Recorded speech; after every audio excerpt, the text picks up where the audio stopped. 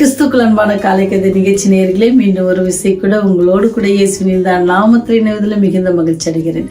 இந்த நாள் உங்களுக்கு இனிய நாளாக இருக்கு. இயேசுவின் நாமத்தில் உங்களுக்கு வாழ்த்துதல் சொல்கிறேன். இன்னைக்கு வருகிற வாக்குத்தத்தம் எங்க இருந்து அப்படின்னு பாத்தீங்கன்னா, சங்கீதம் 48வது அதிகாரம் 14வது வசனம். இந்த தேவன் என்றென்றைக்கும் உள்ள சதா காலங்களிலும் நம்முடைய தேவன், மரண பரியந்தம் நம்மை நடத்துவார். நீங்க பாத்தீங்கன்னு சொன்னா, நம்மை வழிநடத்துவதற்கு நம்முடைய கடவுள் நம்மோடு கூட இருக்கிறார் அப்படின்றது ஒரு பெரிய ஆறுதலாக இருக்கிறது. அவர் எப்பொழுதும் நம்முடன் இருக்கிறாரு. அதனால நம்ம தனிமையாக இல்லைன்றத நம்ம எப்பவுமே புரிஞ்சுக்கணும். அது மாத்திரம் இல்லாதபடிக்கு அவர் நம்மை தேவைகளை அல்லது நம்முடைய காரியங்களை அவர் கவனித்து கொண்டிருக்கிறார்.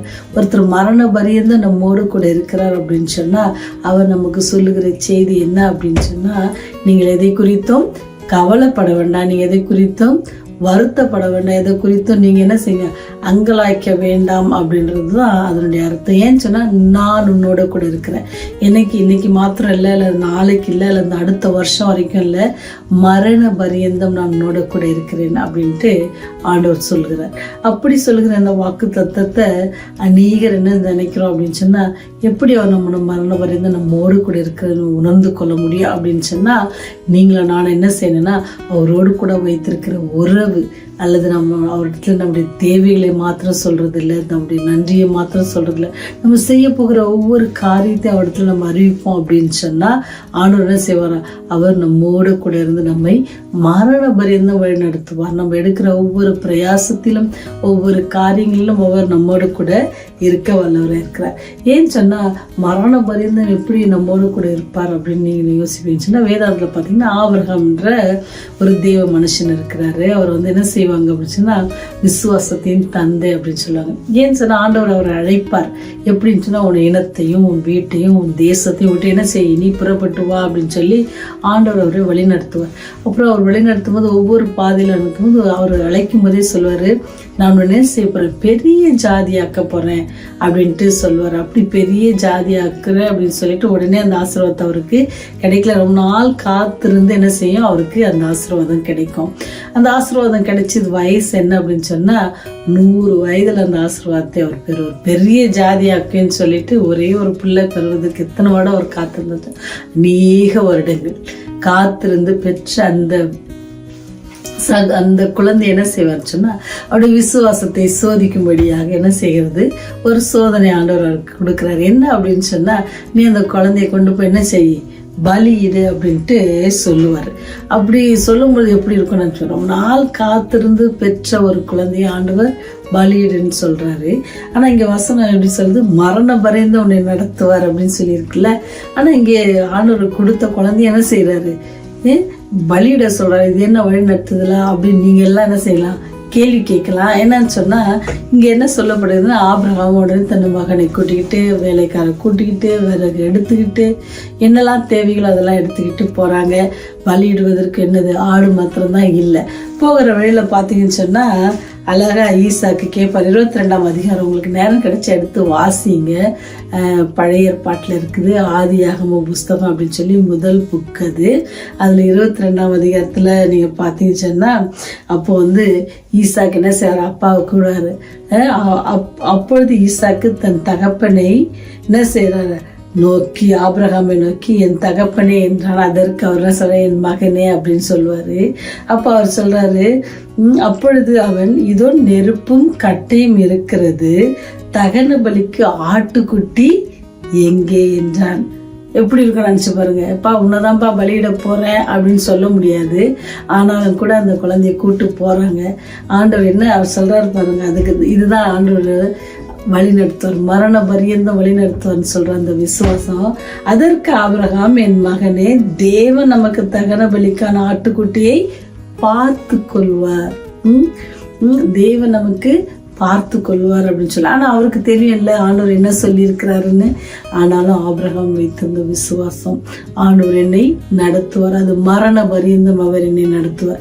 நீங்க பாத்தீங்கன்னு சொன்னா, அந்த கதையை நீங்க வாசித்தீங்கன்னு சொன்னீங்கன்னா, அப்படி போவாங்க, சேர வேண்டிய இடத்துக்கு போகும் முன்பாக என்ன செய்வாங்க, 2 பேர் தகப்பனும் மகனுமாக செல்லும் பொழுது அங்க போய் என்ன செய்வாரு, பலிபீடத்தின் மேல என்ன செய்யறாரு, யார வைப்பாரு.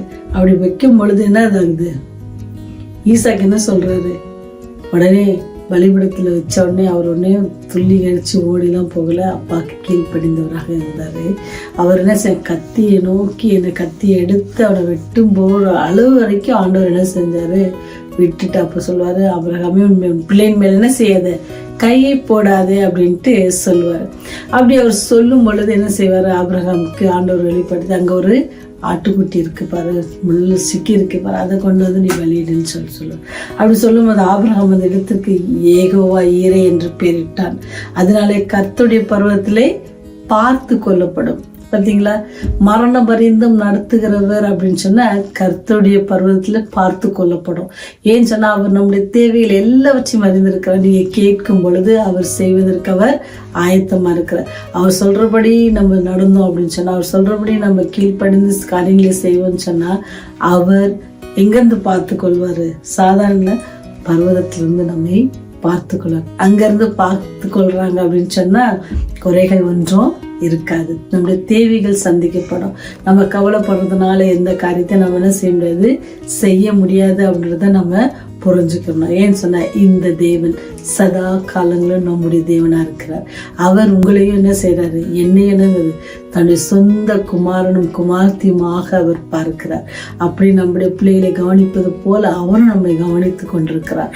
அதனால நாம செய்ய வேண்டியதுன்னு சொன்னா, மரண பரிதம் நம்மோடு இருக்கிற தேவனத்துல நாம உறவாடி தினந்தோறும் வேதம் வாசித்து அவரோட பேசி அவரோட ஆவியோடைய வழிநடத்தலுக்காக நம்ம கேட்டு அதை பெற்றுக்கொள்வோம் அப்படின்னு சொன்னா நம்முடைய நாள் எப்படி இருக்குமா, சமாதானமாக இருக்கும். எப்படி அன்னைக்கு அந்த சொந்த மகனே பலி கொடுக்கிற ஒரு காரியத்துல இருந்து ஆண்டவர் அதை என்ன செஞ்சாரு, மாற்றி அமைத்தார். அவரே நமக்காக பலியாவதற்கு ஒரு ஒப்பனையாக அந்த ஆட்டுக்குட்டியை அவர் காட்டினாங்க. ஆண்டவர் உங்களுடைய நன்னுடைய பாவத்திற்காக என்ன செஞ்சிருக்காரு, பலியாக இருக்கார். அப்பேற்பட்ட அன்பான தெய்வத்தை நீங்க பற்றி கொள்ளுங்க.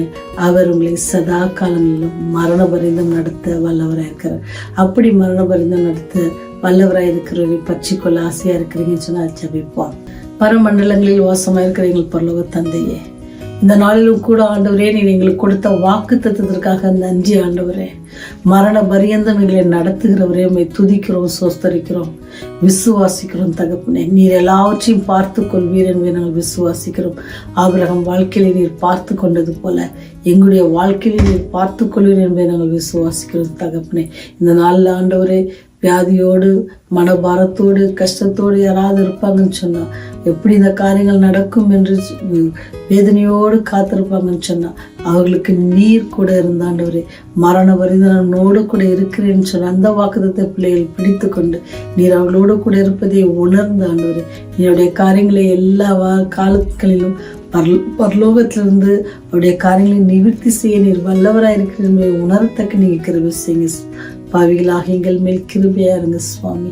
உடைய ராஜ்யம் வருவதை நினைத்தல் வேண்டுமா, இயேசுவின் வழியாய் ஜெபிக்கிறோம் ஜீவனுள்ள நல்ல தகப்பனே. ஆமென், ஆமென்.